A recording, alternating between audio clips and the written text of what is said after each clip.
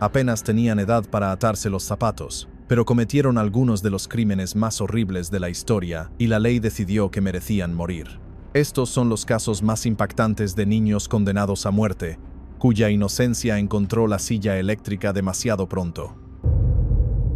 Número 10. Michael Bargo. Sentence of the court that for the premeditated murder of Seth Jackson, you, Michael Shane Bargo, are sentenced to death. Then after you dispose of Seth's body, after it's dumped in the quarry, you go to Publix, get some beer, and you start drinking. Yeah, it was pretty stressful.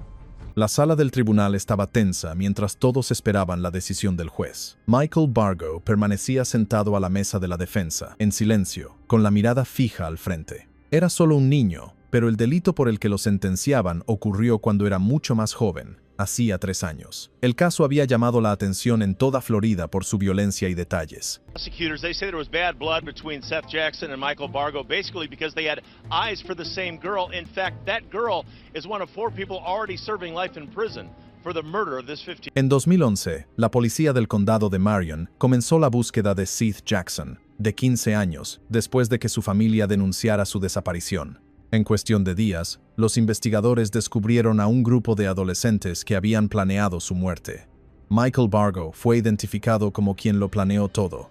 La fiscalía afirmó que él organizó la trampa, concertó el encuentro y dio la orden final. Seth fue atraído a una casa en Summerfield. Atacado, recibió varios disparos y su cuerpo fue quemado en una hoguera detrás de la casa. Los restos fueron recogidos y arrojados a una cantera cercana. Back, I'll say it. This is my question. No, it was You not told my- them where the rock quarry was. Well, you want me? Can I say that? Can I You've answer- already answered yes. You told them where it Can I was. answer this question, please? You did. Let's move forward, please, counsel. Okay. Durante el juicio, las pruebas fueron claras y directas. Los mensajes de texto, las declaraciones de los testigos y el descubrimiento de los restos de Seth dejaron poco margen de duda. Algunos amigos de Bargo testificaron en su contra, explicando cómo se gestó el plan y quiénes participaron en cada paso. What did he say when he called you? The deed is done. El jurado vio los videos, leyó los mensajes y escuchó la cronología de los hechos. Bargo no mostró ninguna emoción al presentar las pruebas. Cuando se emitió el veredicto, el jurado lo declaró culpable de asesinato en primer grado. El juez confirmó posteriormente la pena de muerte, describiendo el crimen como organizado y sin remordimientos. En ese momento, la sala reaccionó con dureza. Algunos familiares de Seth lloraron. Los periodistas observaron cómo Bargo permaneció inmóvil, sin expresión alguna. Yes.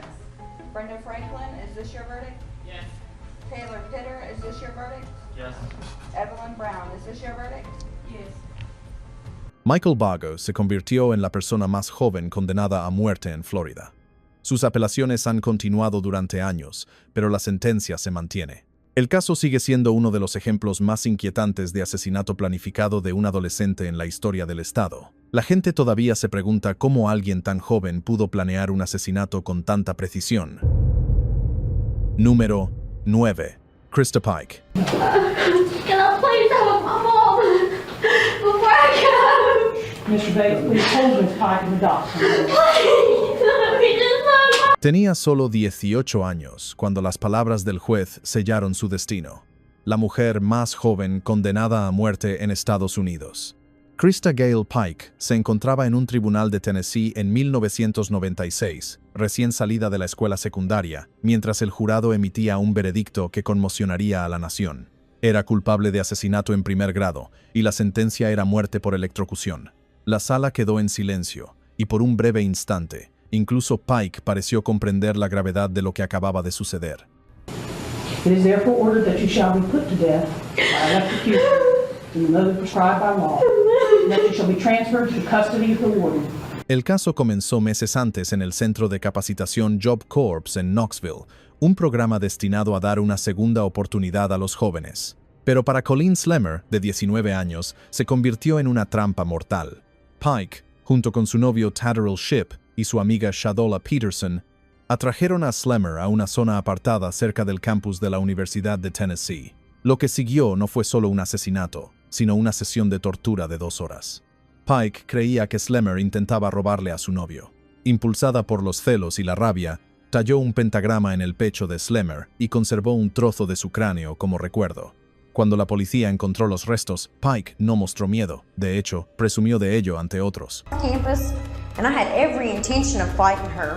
Probably when they came through this tunnel, that's when Colleen began to think that she was in trouble. Esa confianza aterradora fue posteriormente utilizada en su contra en el tribunal. Durante el juicio, la fiscalía la describió como fría, calculadora y sin remordimientos.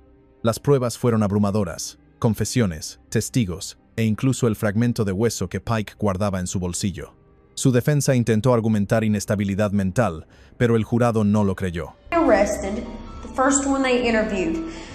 And I thought that if I went in there and told him that I did every single thing that happened up there, that Tadaro and Shadala would just get to walk out of there and they wouldn't worry about them anymore because they had the real killer. Cuando el juez leyó la sentencia final, los periodistas describieron el momento como espeluznante. Una joven de 18 años afrontando el máximo castigo con la tranquilidad de alguien del doble de su edad.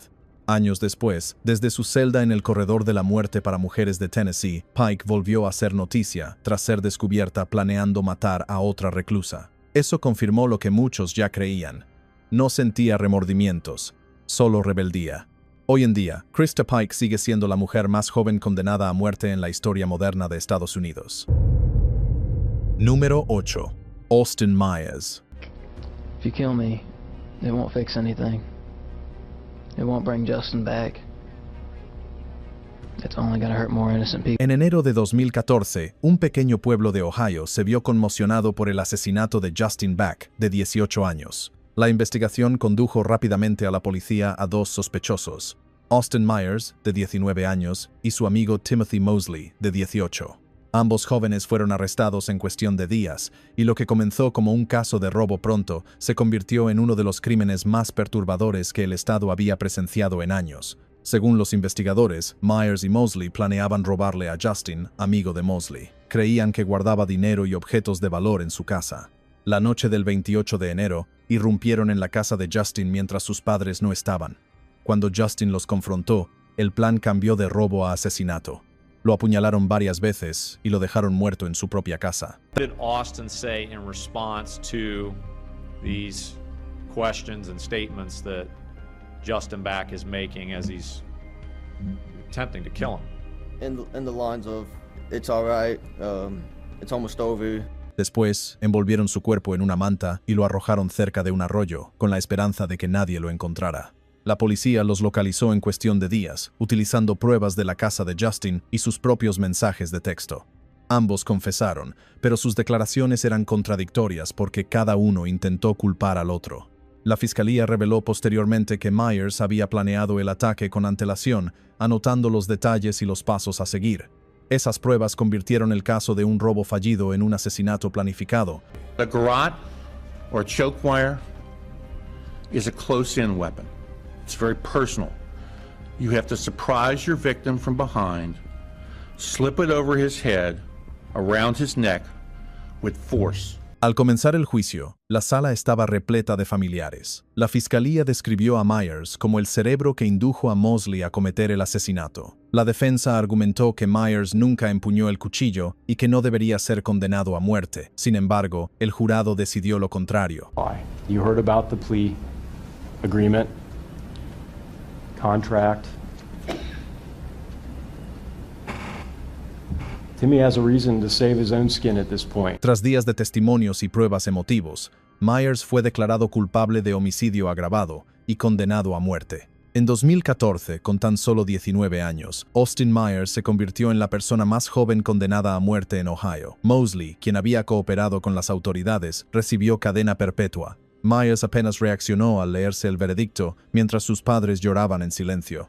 La familia de la víctima se abrazó, afrontando finalmente el final de un juicio largo y doloroso. Austin Myers aún espera en el corredor de la muerte. Su ejecución se ha pospuesto varias veces, pero el caso sigue generando debate sobre la juventud, el castigo, y si alguien tan joven puede comprender realmente el peso de quitar una vida. Número 7. Pedro Espinosa. He needs the biggest punishment they can get is the death penalty, and from that day on, he can rot in hell. Thank you.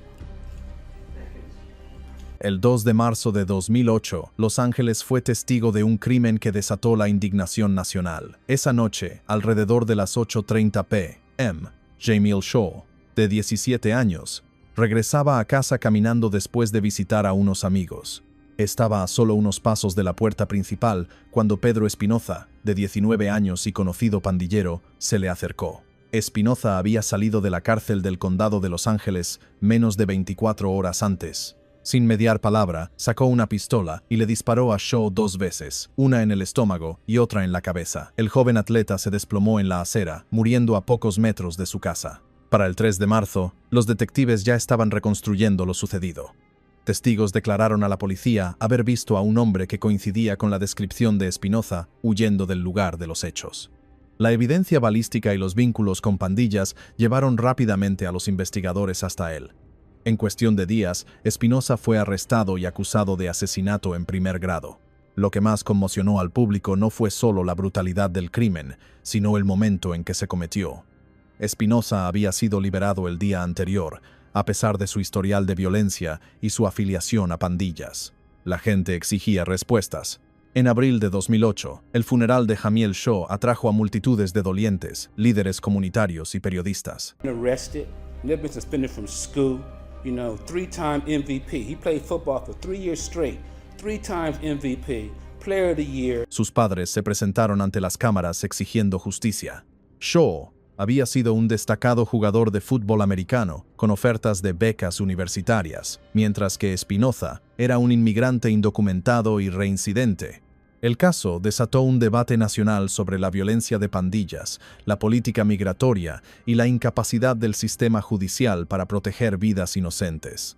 Pasaron años antes de que el caso llegara a juicio. En noviembre de 2011, Pedro Espinoza se sentó en un tribunal de Los Ángeles, en silencio e inexpresivo. El jurado observó las imágenes de vigilancia, escuchó el testimonio de los testigos y oyó llorar a la madre de Shaw al recordar haber identificado el cuerpo de su hijo. La defensa argumentó que Espinoza había crecido rodeado de pobreza y violencia y que era producto de un sistema quebrado.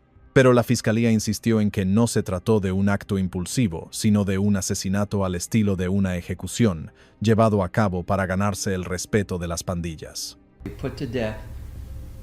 En mayo de 2012, el jurado emitió su fallo, culpable de asesinato en primer grado con circunstancias especiales. Un mes después, el juez dictó la sentencia: muerte. Hoy, más de una década después, Pedro Espinoza permanece en el corredor de la muerte de California. Sus apelaciones avanzan lentamente en el sistema. Número 6. Dylann Roof. 3 hours to return with a death sentence for Dylann Roof. And according to the Associated Press, he's become the first person sentenced to die under the federal hate crime statute. Will die by a lethal injection after having killed these 9 African-American church members at Emmanuel AME Church on June 17, 2015, here in Charleston. El 17 de junio de 2015, Dylann Roof entró en la Iglesia Episcopal Metodista Africana Emmanuel en Charleston, Carolina del Sur. Se unió a un grupo de estudio bíblico. Permaneció sentado en silencio durante casi 1 hora y luego abrió fuego. Al final, 9 personas habían muerto. El ataque conmocionó a la nación. No fue un tiroteo masivo más, sino un crimen de odio cometido dentro de un lugar de culto. Para diciembre de 2016, Roof volvió a la luz pública, esta vez en un tribunal federal. Enfrentaba 33 cargos, incluyendo crímenes de odio y asesinato. Al entrar en la sala, su expresión permaneció inalterada. Las familias de las víctimas estaban sentadas a pocos metros de distancia, esperando saber qué castigo recibiría. Roof no mostró ninguna emoción, ni siquiera cuando los familiares de quienes mató le dijeron que lo perdonaban. El juicio avanzó con rapidez. Roof confesó el crimen y se negó a mostrar remordimiento. Durante la sentencia, la fiscalía lo describió como una persona tranquila, reflexiva e impulsada por el odio racial. Su defensa argumentó que padecía inestabilidad mental, pero Roof desestimó a sus abogados y optó por representarse a sí mismo. And you represent Mr. Roof, excuse me, Mr. Roof, is that correct? That is correct, Your Honor. All right, and who else represents Mr. Roof for the record? Your Honor, for the record, Bill McGuire. Teresa Norris, Your Honor. Okay. Declaró al jurado que no se arrepentía y que seguía creyendo que lo que hizo fue correcto. Esas declaraciones sellaron su destino.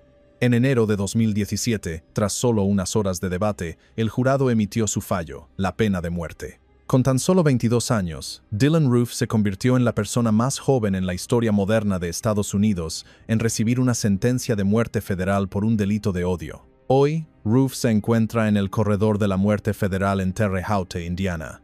Sus abogados siguen apelando, pero su sentencia se mantiene. Incluso el presidente Joe Biden, quien se ha opuesto abiertamente a la pena de muerte, se negó a conmutar la sentencia de Dylann Roof. La decisión demostró la profunda percepción que la nación tenía de la masacre de Charleston, un crimen inaccesible al perdón y a la indulgencia política. Número 5. Aiden Fucci tenía solo 14 años cuando mató a su víctima. Ese simple hecho bastó para dejar a la sala del tribunal incrédula, un niño acusado de apuñalar a su compañero de clase más de 100 veces. El acusado, Aiden Fucci, permaneció en silencio mientras los fiscales describían la brutalidad de lo que le había hecho a Tristan Bailey, de 13 años. Tristan Bailey was conscious, that she was aware, and that she was doing everything she could to fend off this attack. She suffered a painful, horrifying death from someone that she trusted. Cada palabra interrumpía aún más el silencio. Cada detalle pintaba la imagen de un niño que había traspasado una línea que nadie creía posible. Para cuando se presentaron las pruebas, ya no quedaba ninguna duda. Las imágenes de vigilancia, el cuchillo y sus propias publicaciones perturbadoras en Snapchat mostraban intención y orgullo, no confusión ni pánico. Los investigadores afirmaron que Fucci había planeado el ataque e incluso había hablado con amigos sobre su deseo de matar a alguien. La comunidad no podía comprender cómo un adolescente había sido capaz de semejante violencia. Mr. Fucci, having entered a plea of guilty to the crime of first-degree murder, I adjudicate you guilty of the premeditated first-degree murder of Tristan Bailey. En la sala, los padres de Fucci vieron cómo la fiscalía reproducía vídeos de su hijo riéndose en una patrulla tras el asesinato. Hizo muecas a la cámara, presumió y preguntó si sus amigos sabían lo que había hecho. El jurado observó en silencio. La familia Bailey miraba al frente, abrazados mientras se leían de nuevo los detalles. 114 puñaladas, 49 en manos y brazos, mientras ella intentaba defenderse. Aiden Fucci se convirtió en uno de los asesinos más jóvenes en la historia de Estados Unidos en recibir cadena perpetua. Número 4. Dzhokhar Tsarnaev. And we are coming on the air because the jury deciding the fate of Boston Marathon bomber Dzhokhar Tsarnaev has reached a verdict. They have sentenced him to death. El 15 de mayo de 2015, la sala del tribunal de Boston aguardaba en un tenso silencio mientras el jurado se preparaba para anunciar su veredicto.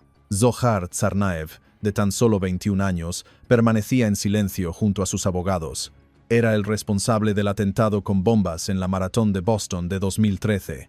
Un ataque que mató a 3 personas e hirió a más de 260.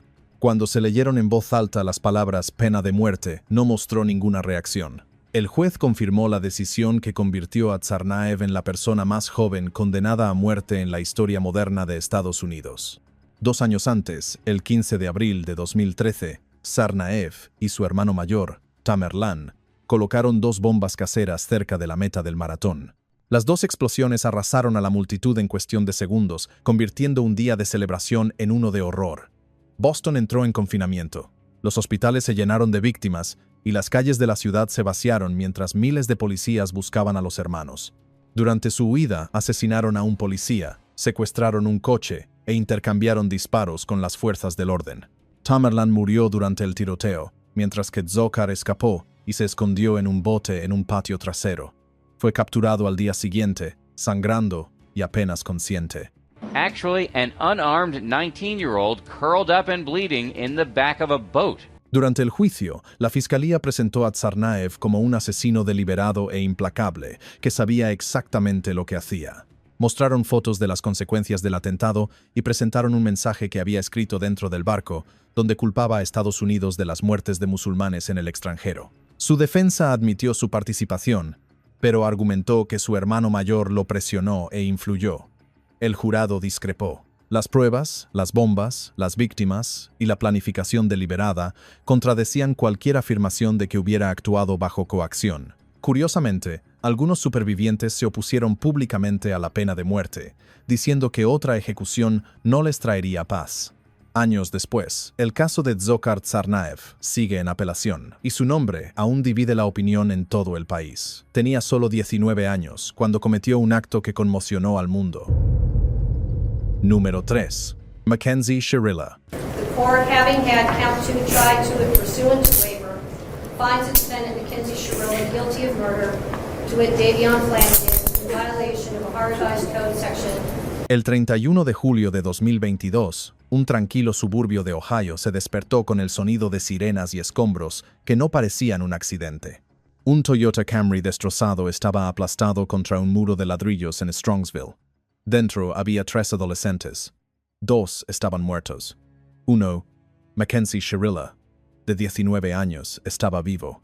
Could you please be careful taking this one off so it doesn't break the bracelet, please? You got it. Handcuffs replaced jewelry as Shirilla was ultimately tried, convicted. Esa mañana comenzó como otro trágico accidente automovilístico, pero meses después se convertiría en uno de los casos de asesinato más escalofriantes que el Estado haya visto jamás. En agosto de 2023, la sala del Tribunal del Condado de Medina se sumió en un silencio absoluto mientras Shirilla comparecía ante el juez para escuchar su destino.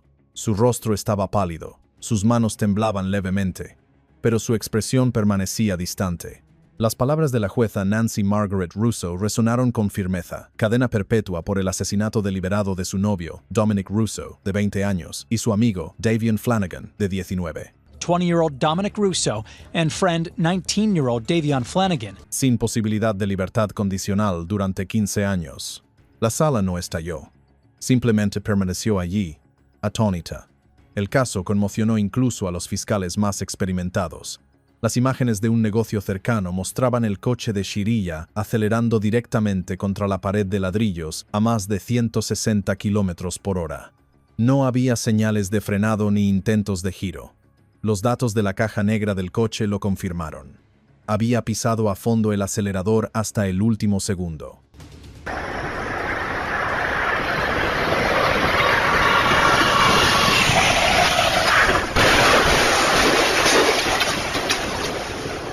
Los investigadores descubrieron que el choque no fue espontáneo, sino cuidadosamente planeado tras una acalorada discusión con su novio. La fiscalía lo calificó de asesinato premeditado perpetrado con un volante en lugar de un arma. Mientras se proyectaban las imágenes en el tribunal, los familiares lloraban. Algunos no soportaban mirar. La defensa intentó alegar que perdió el control o se desmayó. El juez no se lo creyó, afirmando que sus acciones fueron controladas, metódicas e intencionales. Shirilla lloró mientras se leía el veredicto, y su madre se derrumbó detrás de ella. Número 2. Marlene José. Counsel will be appointed by separate order to represent you for that purpose. Marlene Reese Joseph, may God have mercy on your soul. This court is now in recess. El 11 de enero de 2018, la sala del Tribunal del Condado de Palm Beach, Florida, se llenó de tensión durante la lectura del veredicto.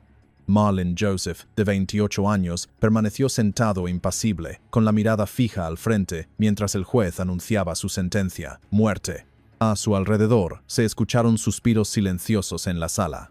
Las familias de las víctimas se tomaron de la mano, algunas llorando, otras simplemente observando al hombre que les había arrebatado a sus seres queridos. El juez calificó su crimen de cruel, calculado e inexcusable.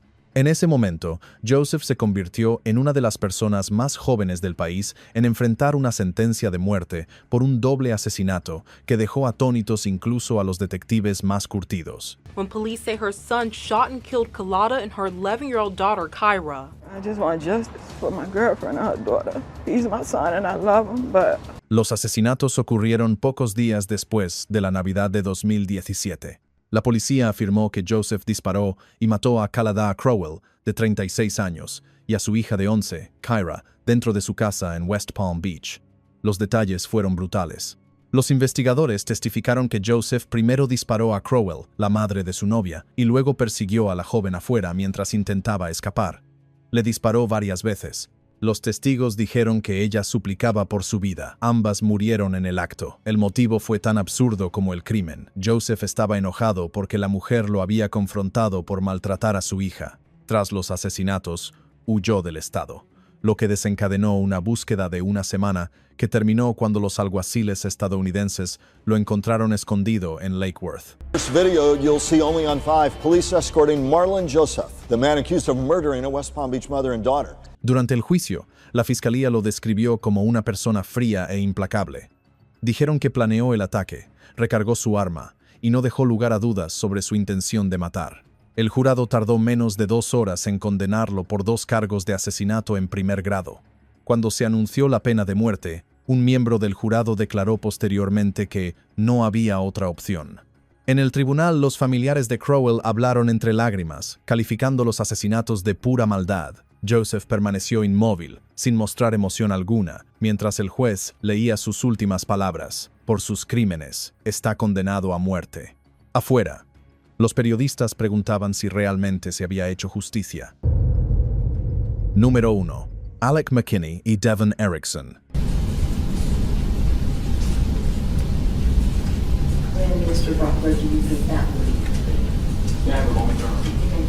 El 25 de junio de 2021, un tribunal del condado de Douglas, Colorado, quedó en completo silencio, mientras el juez se preparaba para dictar sentencia que cerraría uno de los casos más oscuros del estado por el tiroteo escolar.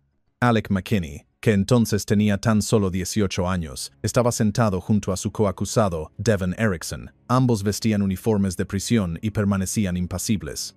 Cuando el juez habló, sus palabras impactaron con fuerza. Devon Erickson fue condenado a cadena perpetua sin libertad condicional, mientras que McKinney, que tenía tan solo 16 años al momento del tiroteo, recibió cadena perpetua con posibilidad de libertad condicional tras 40 años.